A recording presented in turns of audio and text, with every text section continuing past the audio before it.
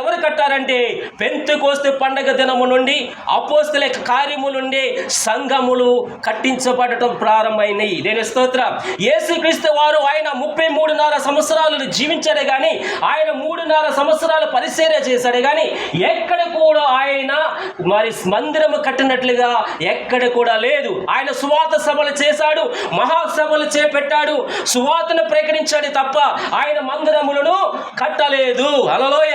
మందిరాలను ఎవరు స్టార్ట్ చేశారంటే అపోస్తలులు మాత్రమే మందిరాలను సంఘాల కట్టట ప్రారంభించారు. హల్లెలూయ.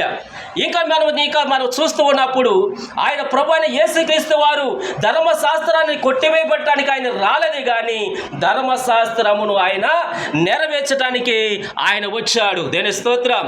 చాలా మీరు అడగవచ్చు, ఎందుకు విశ్రాంతి దినము 7వ రోజు నుంచి 8వ రోజున ఎందుకు వచ్చారంటే విశ్రాంతి దినం అయిన మరుసటి దినమున ఏం చేయాలండి?